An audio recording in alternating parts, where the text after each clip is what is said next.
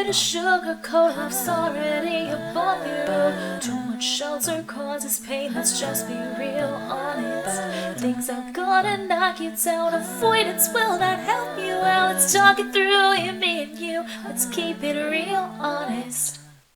Hi, and welcome to the Real Honest podcast. I haven't done an intro in a while because I honestly just kind of assumed that nobody new was ever going to find and listen to this. It was just going to be my handful of friends and my mom listening every week. So to the new people that are joining us, welcome. I am Samantha. I'm 30. I'm single. I'm a Christian. And my highest value is authenticity. So I started this podcast to give people space to talk about life and ask the deep questions that people are not asking. I am not an authority in being single or 30 or life or God or anything. So I'm not here to necessarily teach anything. I'm not a person that cares to tell people what to do or try to sway any opinions. I just like to provide safe places for people to ask questions. So thank you so much for listening. Happy to have you on board. I release a new episode every Wednesday at 6 a.m. Central Time. Let's dive in. This week, I am celebrating getting into seminary. So I wanted to just kind of share the story with you guys of that journey and give you a practical example of an answered prayer. So for my listeners who are not Christians, I try to always give a way to apply a faith-based thing in the Christian community, and also how I think it could apply to people that don't believe, because I want to be accessible, but this story is specifically about answered prayer. So if you don't believe in that and you don't care, I won't be offended if you turn this off right now. So to start the story, I want to be clear that I never wanted to go to seminary. I never wanted to go back to school. I'm pretty sure anyone that has ever known me can tell you how much I hate school and have zero desire to ever do it again. I'm pretty sure when I got my bachelor's degree in film, by the way, I was screaming from the rooftops how I would never, ever, ever, ever, ever go back to school. But I am also a person who tries to never say never, because usually, I was going to say when but let me just use me. When I say never, God is like, ha ha ha. So I applied to seminary on a whim, truly. This was back in July. I was sitting and watching church one day. Lisa Harper was our guest preacher that week, and I just love her. I love her because she is in her 50s and she is single. She has adopted a child, and she is really the only speaker. I'm not sure if she's considered a pastor. I don't know if she's ordained, but speaker, pastor, leader, teacher. She's the only one I know of in the space that is a single female. And I really, really admire that. And I really appreciate that. She's very funny. She tells a lot of jokes about, not being single by choice. It just hasn't happened for her. She just hasn't met the one, but she's still open to getting married in her life, and she's also thriving as a single person and is still a mom and still has an amazing career. And I just wish that we had more examples in the space of those people.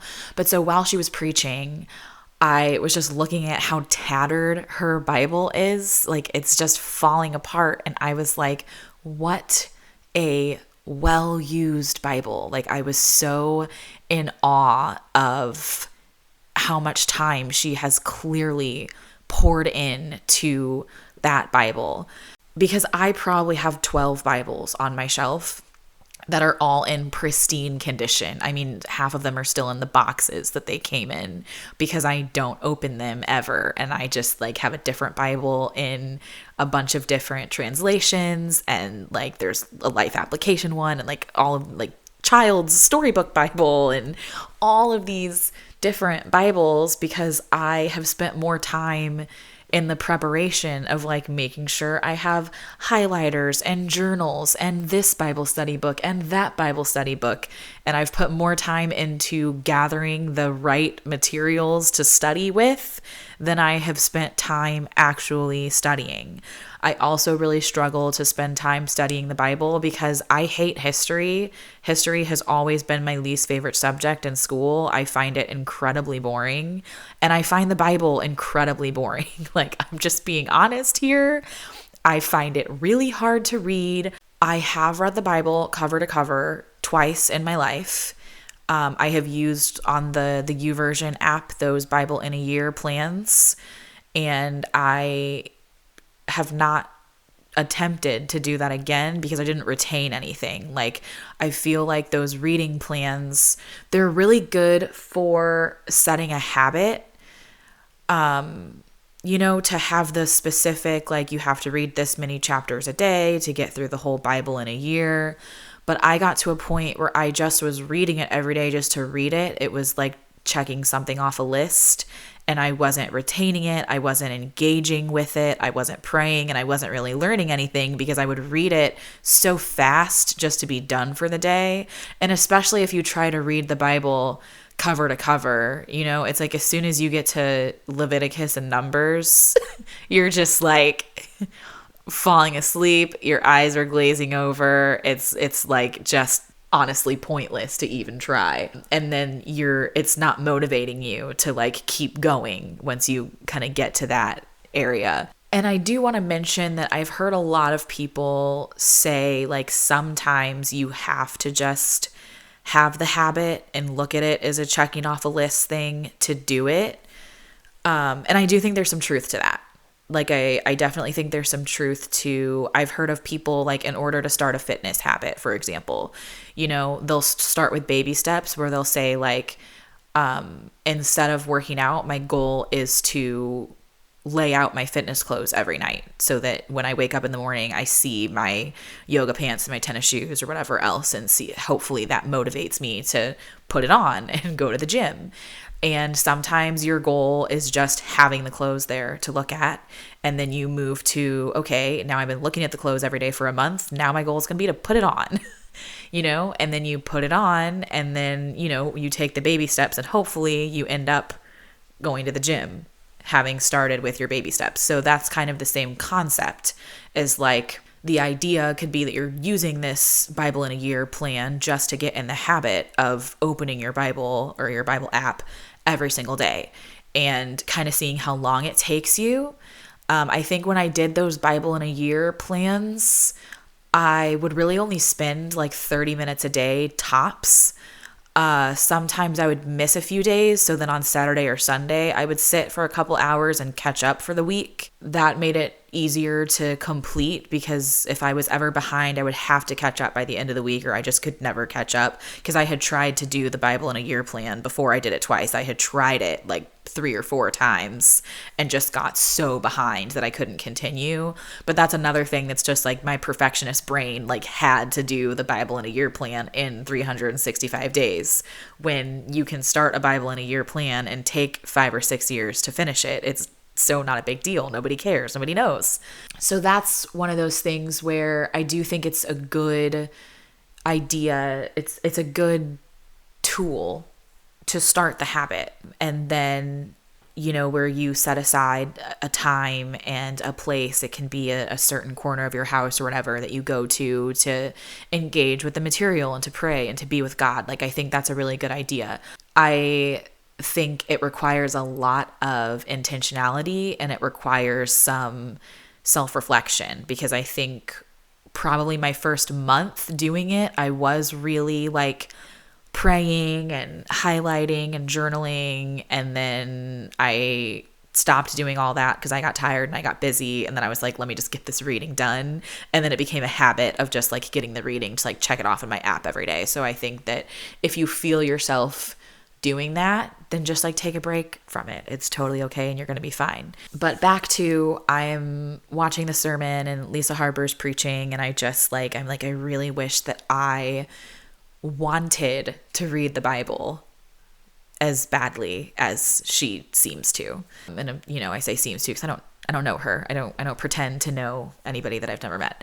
So that's something that I started praying for, that I've been praying for months now, where I'm like, God, give me a hunger for your word. Like, I have met a few people over the years through different churches and different Bible studies who just like really have this hunger to read the word of God, and they get so excited every time there's like a new revelation. And I'm just like, I wish that I had that, because we just had a leader weekend at Elevation, and just looking around the room, like my best friend is next to me sobbing. Like she's so overwhelmed with the Holy Spirit. And this happens to her like every time she worships. And I'm so jealous of it, because I'm sitting here like, this is nice. Like I like it. I enjoy Elevation worship is amazing. I love the music, but it very, very rarely brings me to tears. And I just always kind of feel like I'm not doing something right, or I'm not doing something enough, or I don't love God enough, or I'm not close enough to God, because other people are having these experiences that I'm not having. And so I started praying, because I wanted to have one of those experiences. And I was telling God, like, I bought all these Bibles. I want to read them. I do. Like, I want to use them. I want to learn from them. I want to be a person that meditates on the word and really knows and understands the word. And as I was praying that the first time, right after Lisa Harper finished preaching, I was like, maybe I should apply to seminary. It's just like a random thought that like flew through my head. And I decided that thought must have been from Jesus, because it sure as hell was not from me. Like, I don't want to go to seminary. I find the idea of seminary to be daunting. I also have been of the opinion that you go to seminary to become a pastor, and I most definitely do not want to be a pastor. Like, my desire to be a pastor is like -100. Like, no thank you, that is not for me. I don't want it. One of my best friends, she lives in Portugal. She always tells me, she's like, oh, Samantha, you should be a pastor. You'd be so good at it. And I'm like, please stop saying that. My mom has said it a few times. I'm like, guys, please don't speak this into existence. Like, please pray against that. I don't want that. I do not want to be a pastor. I really, really don't. So I was kind of just like, but I want to be obedient. And I can't remember if I have told this story before on the podcast, so if I have, sorry. But around this time last year, I really, really, really wanted to move to Charlotte and work at Elevation. And I was like very overwhelmingly feeling like I had to. Like, every Sunday that I watched, every time I got an email from a volunteer and was taking care of something, I was like, I have to be on staff. Like, I just like really was overwhelmed with like the need to like move and go to Elevation in person. So I applied, I had some interviews, had some conversations, and ultimately did not happen. And just through the conversations that I had, like the need to go was lifted. Like, I just was freed from that desire and that need to go there. And before I applied, I was really anxious about it, because I just bought this house. Like, I know everyone and their mother knows how much I hate St. Louis, and this is just not the city that I want to be in. And I would love to leave, but I also am like, I just bought this house and I love my house, and I work from home and I church from home. And so I don't really care that I live in a city that I don't like, because I'm not out in my city. Like, I'm in my house that I do love, and I'm in a very affordable city, which is nice. And so I just was kind of the logistics of like moving right now just wasn't really vibing with me, and I didn't want to do it. And then I just like was praying one day, and I felt like God said to me, I just asked you to apply. I didn't ask you to move. I didn't ask you to sell your house. I just asked you to apply. That was it. And literally as soon as I applied, like, the need and the desire to make the move was gone immediately. So kind of throughout the conversations that I had, was decided like, this really isn't the time. Like, maybe this is something I want in the future. But I did get some more information. Like, I did some investigation into like what it would take to make the move. And I'm not ready to do that right now. And I think a lot of times we make assumptions of what God wants or what we think we're supposed to do, when it really was that simple. Like, he just asked me to apply, and then I applied, and then you move on. So I was really hoping that seminary was going to be the same thing. And I literally was praying about it, and I was like, God, I feel like you want me to apply, so I'm going to apply, and let's just end it there.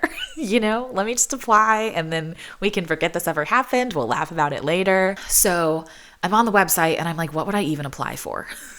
Because I don't want to be a pastor. So I'm researching all the different programs, and they have a degree that is for lay leaders that want to deepen their biblical knowledge. And it's specifically for leaders in the church like myself who volunteer and lead people but are not interested in being on staff or being a pastor. They're not trying to do this as a career, but they're just looking to be better equipped with biblical knowledge and stuff like that. And so I was talking to my therapist about it, and my therapist went to the seminary that I was applying to. And so she was like, do you really need to do a whole degree for that? I mean, I went to seminary and it is a lot. So I just, why don't you just take a couple of classes? And I think that was it was a really good idea. Obviously she's been my therapist for 7 years now. She knows me very well. And I was very bothered by her saying this. I just immediately felt like, how dare you tell me to take a couple classes? What, you think I can't do it? You think I would fail at seminary? Do you think I've always, even though I hate school, I've always been good at it. I was a good student. I just didn't enjoy it. And I was very, and it kind of lit a fire under me to apply. I was so bothered. I was like, no, I'm not going to take a couple of classes. I'm going to get a degree. And the application was very easy. I just had to write an essay and send my transcripts over, and they need 3 recommendations. And one of the recommendations has to be from a pastor. So for those of you who don't know, I go to Elevation Church, which is based in Charlotte. It's a mega church. The online campus is worldwide, and there's 20, I think, physical campuses. It's a very big church. So I was like, okay, the likelihood that I'm going to get a response from a pastor at Elevation Church is not high. But I know a local pastor that I really like a lot. My dad is friends with him. So I asked my dad to get me this pastor's contact info. And I just texted him and was like, hey, I had this random thought. I think I'm going to apply to seminary. I need a recommendation from a pastor. Could you help me with that? What do you think? And he was like, absolutely. I think this is great. I totally think you should do that. And I shared with him, I don't want to be a pastor. I really just, I want to learn. This is something that I'm interested in. I feel like God wants me to do it. I'm just trying to be obedient here. And he was so on board, wrote me my recommendation immediately. This was on the 4th of July.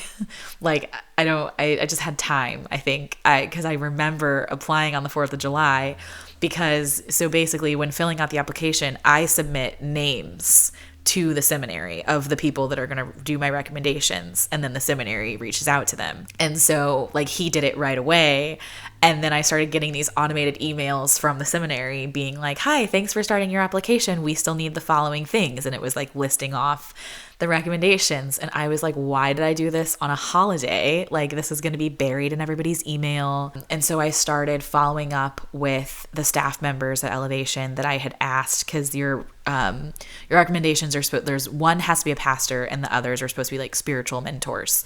And I was like, oh, this is great. I know 12 staff members at Elevation, and I only need 3 recommendations total. So I only have to get 2 of them to do it. Not a big deal.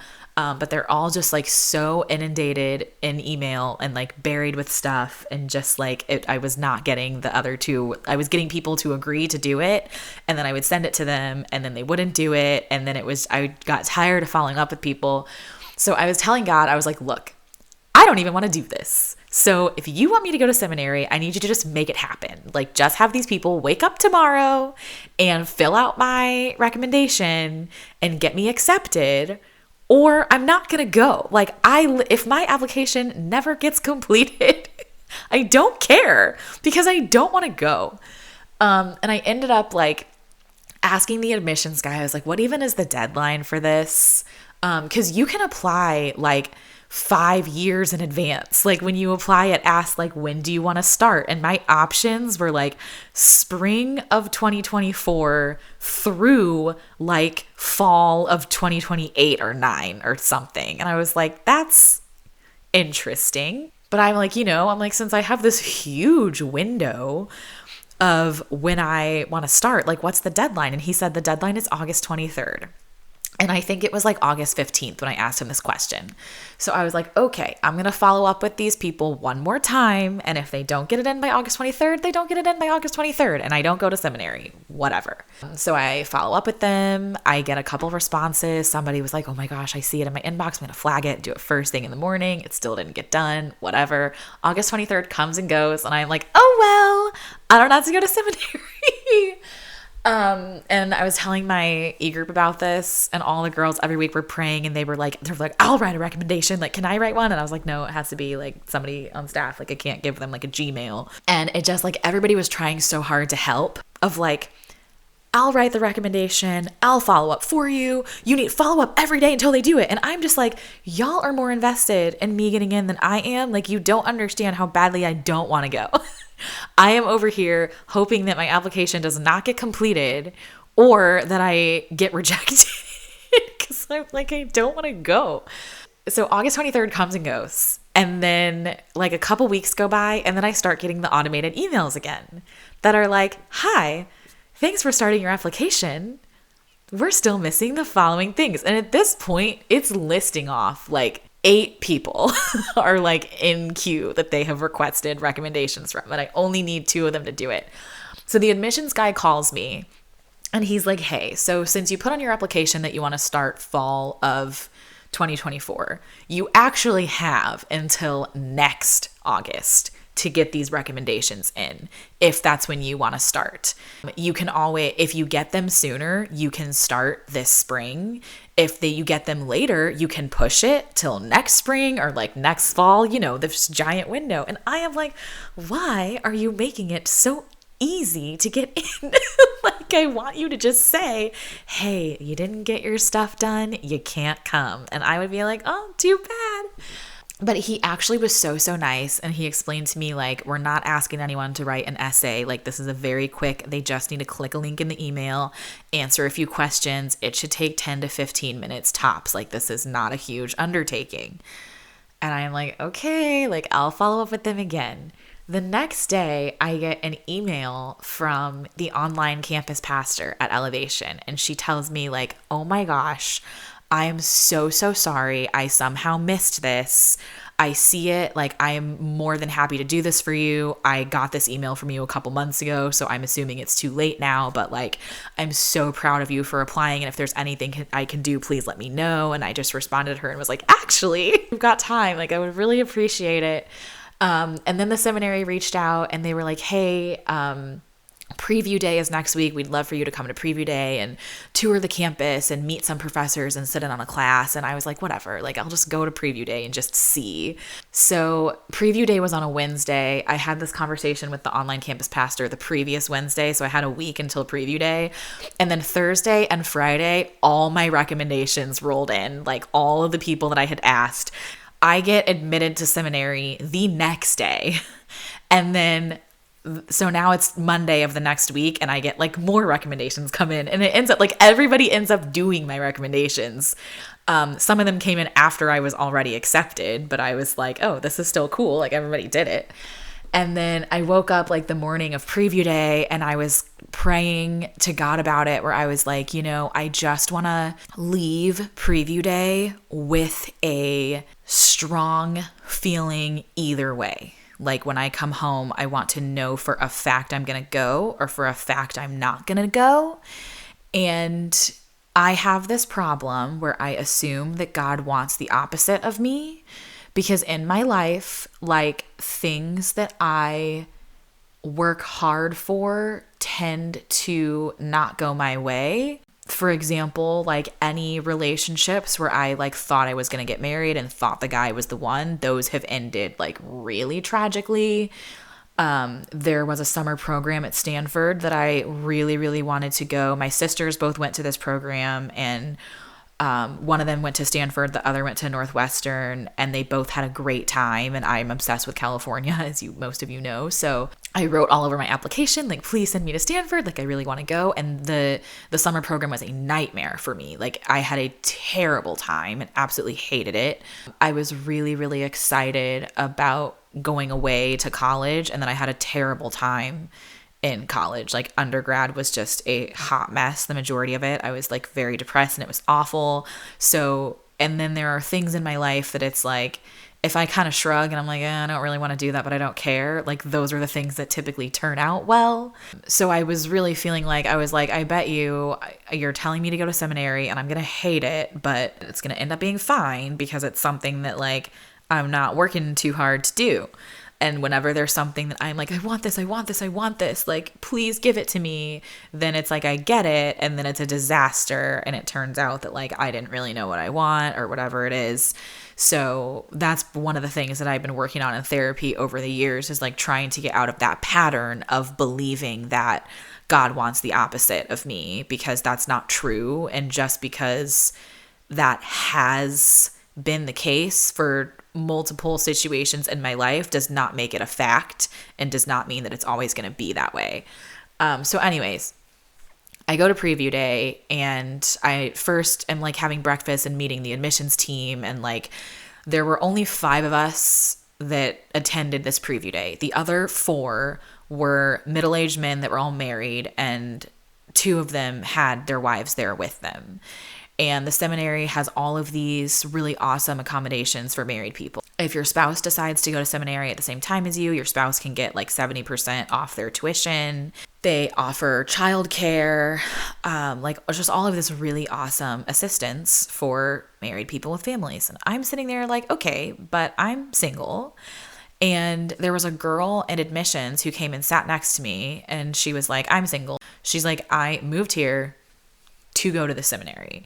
And like, she had some tattoos. We were looking at those. She was asking what I do for fun, and I was asking what she does for fun. And she's like, go out for drinks with my friends. And I was very excited. Like, the first person that sat down with me and I had a conversation about was like very similar to me, because really and truly, I was expecting seminary to be full of old white men that want to be pastors. And I was like, I don't want to spend the next 2 years or however long it takes me to get through this program with like old white men wanting to be pastors, because I'm like, that's not what I'm wanting to be. Also, like, because I live in Missouri, like, it's a very conservative state, which is just like really not for me. So I was expecting the theology to lean so deeply conservative that was going to make me like angry and uncomfortable. And so I really like enjoyed the class that I sat in. Like, it was co-taught, and the 2 professors, like, one of them talked to me before the class, the other of them talked to me after the class, and I just like was very interested in the class itself and the material. And it was funny because the one that talked to me after class was like, you were like very feverishly taking notes, and I felt like I had to come over and be like, you know that you are not taking the exam, right? Like, you're just sitting in on this class for just today. And I was like, yeah, I just thought it was fascinating. Like, everything that you guys were saying, I was so interested in. Like, I can't wait to actually take this class and learn from you, because I really thought it was fascinating. And so that was another thing that was cool to me, is because I remember like all through high school and all through undergrad, like I would just sit in class and be bored. And like, I can learn the material and I can take a test and I can write an essay, and it is what it is. But this was literally the first class I've ever sat in where I actually like wanted to know the stuff that the teacher was talking about. And they had like a Q&A portion where a group of the professors came to meet with the 5 of us that were there for preview day. And, one of them had mentioned what is not transformed is transferred. And that was so interesting to me, because the previous Sunday, Mike Todd was the guest preacher at Elevation, and he had mentioned that too, the idea of what is not transformed is transferred. And the idea of that, is that kind of like generational curses, and like, if there is an issue with your personality or your belief or the way that you do something, if you don't transform that, you're going to transfer it. So it's kind of like, if there is something unresolved in you that you have not worked on. So like for me, it could be anxiety. If I was not going to therapy and learning how to cope with my own anxiety, if I were to get married and have a child without doing that, I would probably end up with a very anxious child. Like I would just transfer my anxiety to my kid because I didn't learn how to deal with it myself.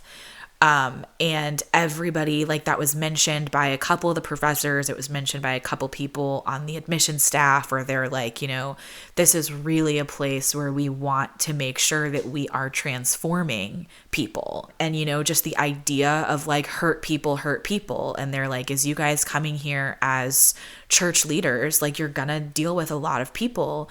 And we want to make sure that you are transforming your own pain so that you don't transfer it onto someone else.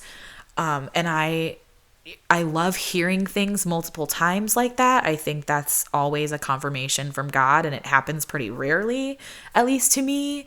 So that was cool. I liked the repetition of that. Then we got to meet with some current students, and I asked all of them, like, what was the thing that sold you about coming here? Like, why did you pick this seminary over another seminary? And every single current student that I asked, they said it was the people. They said the people that they know who have graduated from this seminary have been transformed in the best ways.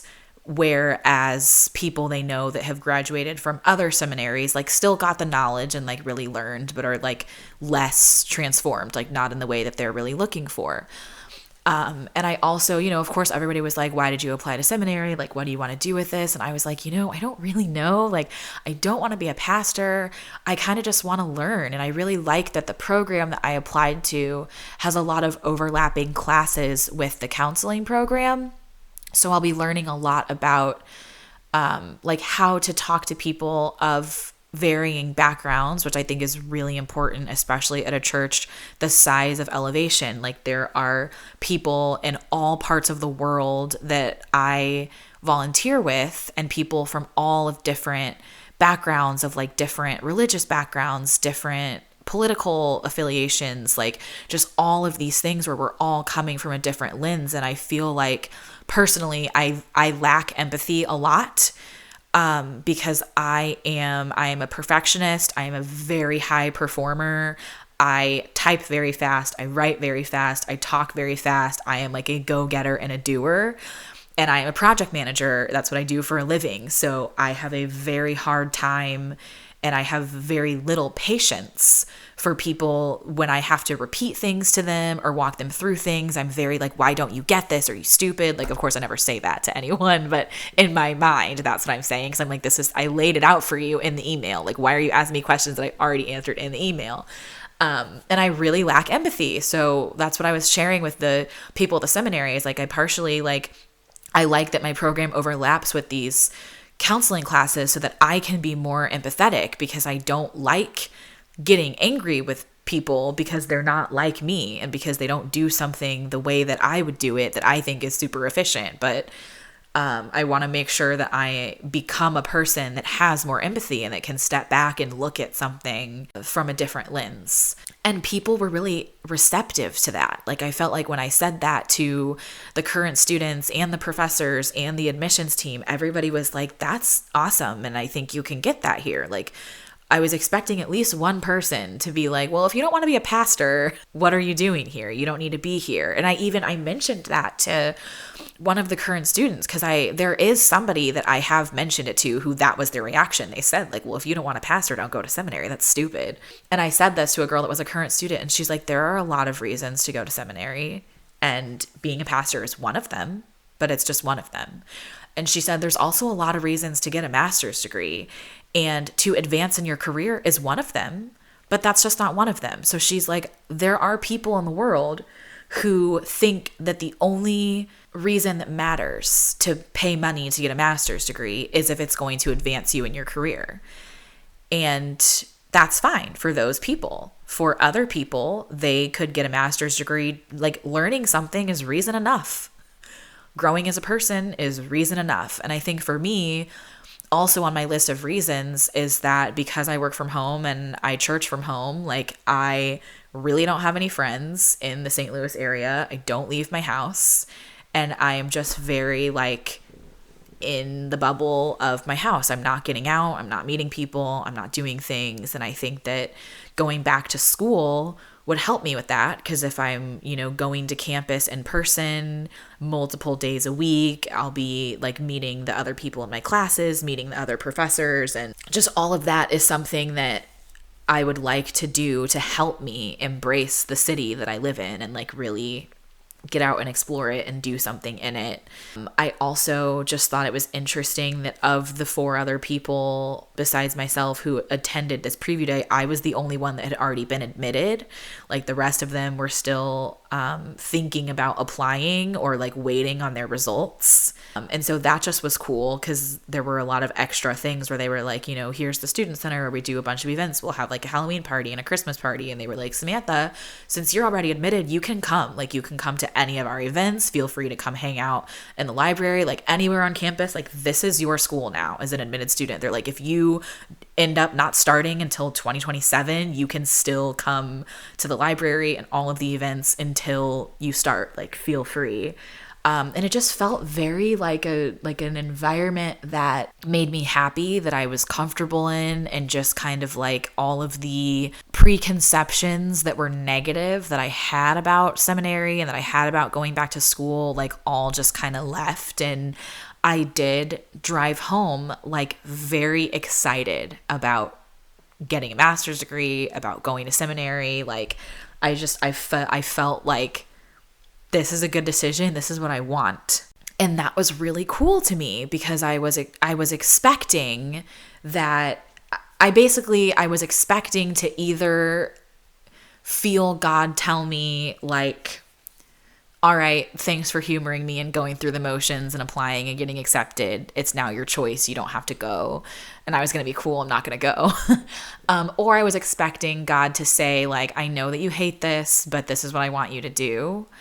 I was not expecting us to be on the same page and have like aligned desires of like, yes, this is what I want to spend the next few years of my life doing. And like, yes, this is what I want to spend my money on. And that feels really, really cool to me and really, really different. Like that's an experience that I haven't gotten to have. So, to anyone out there that like is feeling like your prayers don't get answered, just know that like I see you and I hear you and I understand that struggle, and this kind of thing does not happen to me all the time. It does not happen to me on a regular basis. And I'm still very afraid to go to seminary. Like I'm not expecting it to be easy at all. But I like that and I wouldn't even say that the getting in process was easy, because I was very stressed out and overwhelmed with something as simple as like following up with someone to get a recommendation. Like my whole job is to follow up with people. But I just really didn't want to do it for this. So that's why I wanted to share this today, was to give you guys a tangible example of what an answered prayer can look like. And also keep in mind that like I had all of these different ideas of what I thought the answer was going to be, or what I thought the answer was going to look like. And it ended up being completely different. And I think that is the number one thing, at least for me, that gets in the way of me receiving an answer or seeing an answer, is that I have an idea of what I want the answer to be, or what I don't want the answer to be, and what I think it's going to look like either way. And then I'm so focused on waiting. It's kind of like a self-fulfilling prophecy, where I'm so focused on like waiting for God to say, you have to do this now, that if God says you can do that, but it's okay with me if you don't, I'm very like taken aback by that. And I'm like, is this your decision? Is this my decision? Like, I can't tell what's happening. And I think the whole idea is to marry your desires with God. Like, I think the point of the relationship with Jesus is that you become so in tune with the desires of the Holy Spirit that they become your desires. And I think that that is really hard to do because it looks different for everyone. So even like, I can sit here and share this example with you and feel really good about myself that like, yay, I taught somebody today like how to pray and how to look for an answer, but it may never show up for you this way. So I think also keep that in mind. I didn't really think about a good way to end this, but the end, that's the story. Moving into hard conversation of the week. Okay, I didn't have a hard conversation this week, so I'm going to use somebody else's. So I have this friend who does not like hosting, and she has a friend who wants to come visit her all the time. They live in different states. And okay, let me come up with some names to make this easier. I'm going to call them Carrie and Shannon. So Carrie does not like hosting, and Shannon really wants to visit Carrie all the time. And when Shannon goes to visit Carrie, Shannon will not be hungry, and Carrie's like, okay, well, I'm hungry, like I'm going to get dinner now. And so she'll get the dinner, and she'll cook dinner, and she'll cook it for one because Shannon's like, I don't want that and I'm not hungry, like whatever, I'm gonna just go to bed.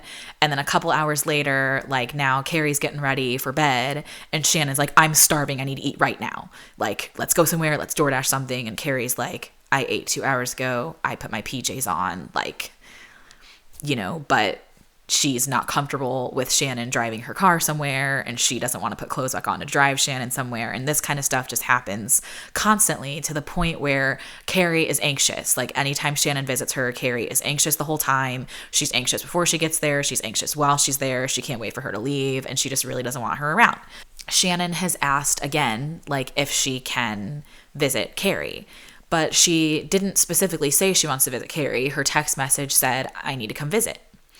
And so Carrie is freaking out, like, how do I answer this? Like, what do I say? Like, I don't really care if she would come here and stay in a hotel. Like, I don't mind getting a meal with her or hanging out with her for a day. Like, I just don't want her to stay with me. Like, I don't want to have to get her from the airport and take her to the airport. I don't want to have to feel responsible for all of her meals, either making them and purchasing them for her or whatever.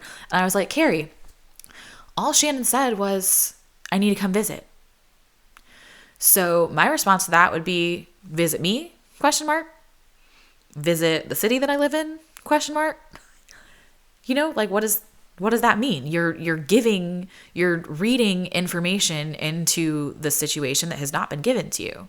And so I think you first clarify the ask, and you can be honest with her. If she says, I need to come visit you, then you can say, I'm really not in a place to have house guests right now, but I'm happy to recommend some hotels in the area, and you can plan a trip and send me the dates, and I'll be more than happy to make time to get dinner or go for a walk in the park or see a museum together, whatever it is while you're in town, and just leave it at that. Like you are not required to host her.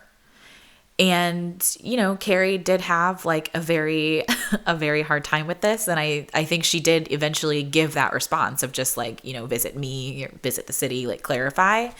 And then Shannon responded just with the name of the city. And so it was another thing. Well, Carrie was like, okay, she's still not giving me information. Like she didn't say like, come stay with me. And she didn't say visit me. She said, visit the city, which probably the assumption is that she wants to come stay with me because she's done that before. And I was like, again, you're reading too much into this because she hasn't given you the information that you need to make a decision. She hasn't asked you a question. So there's no decision for you to make here. Like honestly, to me, that's the end of the conversation. Like she said, I need to come visit. You said me, the city. She said the city. Okay, period, the end. You want to visit a city, visit a city. Like you have a job, you have money, you can drive there, you can fly there, take the train. I don't know if the train goes there, but and it's that kind of thing where I told Carrie, I was like, you are so stressed from just getting a message from this person, and you don't need to be stressed because she is not your responsibility. And when she is ready to come out and ask you a question and say like, hello, I would like to come visit your city and stay with you in your house this day to this date. That is a question. And when you receive that question, you can answer it honestly, of I'm out of town those dates, or I'm in town those dates, but no, you can't stay with me. Get a hotel, motel, Airbnb, whatever, But I think a lot of us do this a lot, where we don't want to be bad friends and we don't want to hurt people's feelings. And for the people pleasers, it's like, Carrie would rather be miserable for however many days that Shannon is visiting her than risk Shannon disliking her for not letting her stay. And at the end of the day, it's like, if somebody is mad at you because you were honest with them, is their anger really that bad? I mean, like, if this girl doesn't like you because you said, I don't want you to stay with me, like one of my very best friends, I admire this girl so much because she is a homebody and she loves her space and she doesn't like people in her space. And she has flat out said to me, like, if you are ever in my city, let me know. Love you. Love to see you. Happy to share a meal. You cannot stay at my apartment. I do not like people in my space. She doesn't let her own mother stay with her when she's in town. And I don't think that's rude. I respect that so much because she values her space and she's upfront about it and she's honest about it. And it's not rude. It's just true. So it's one of those things where I'm like, you could be rude about it. You could say like, hey, I don't like you in my house because you stress me out and you bother me and you give me all this anxiety. And, you could list off like all of the things that make the person a terrible house guest and why you don't want them there. That might be rude. But if you just state the facts of like, I don't want a house guest, happy to see you if you come stay in a hotel. Period, the end. Like, you do not owe anybody an explanation. You can share facts and leave it at that. And if they get upset, they get upset. Getting upset is part of life. Like, everyone's going to get mad about something here and there. People are going to get mad at you for something regardless. So I say, be honest, share the facts, keep it moving. Movie or TV rec. So I'm still watching Grace. I am at the end of season 7. I just watched the musical episode and that was a struggle to get through. I think the musical episode of Grey's Anatomy is hands down the worst musical episode of any TV show from the time that people were doing musical episodes really ever. Hated it. Hated everything about it. I thought it was so ridiculous. And it just like, it's unfortunate because a lot of them are talented and like can sing, but it was like a very dramatic episode where you're like supposed to be sad and I like couldn't be sad because as soon as I was like ready to cry, then somebody would start singing and I was like, what's happening? So I was very uncomfortable. But the movie recommendation to all of the 90s and 2000s kids, I just watched Pixel Perfect recently. And it's still so cute. It was one of my favorites when I was a kid. And I was like, oh my gosh, this is adorable. But honestly, like the idea that a teenage boy would create this AI of his ideal woman and like fall in love with her when his best friend has been in love with him and he just can't see it. I'm just like, it's so teenage boy, but it's also so deep of like his best friend like goes into this coma and then like how the AI would like find her in her own mind in her depressive state to like, it's so cute. I was like, this is really profound. Like whoever wrote this movie was like really going through something, but I thought it was just beautiful. And a lot of times it's like you loved a movie as a kid and you're like, was that good or was I just a child? Because I like you watch some of the new Disney Channel stuff and you're like, is television programming bad today or am I just not a kid anymore? And I still maintain that High School Musical and the Cheetah Girls and Wizards of Waverly Place and Hannah Montana, the golden age of Disney Channel, it was not good just because we were children. It was good because it's good. And Pixel Perfect is still good. Okay, bye. Talk next week. I'm not here to sugarcoat love's already above you. Too much shelter causes pain, let's just be real honest. Things are gonna knock you down, avoidance will not help you out. Let's talk it through, you, me and you. Let's keep it real honest.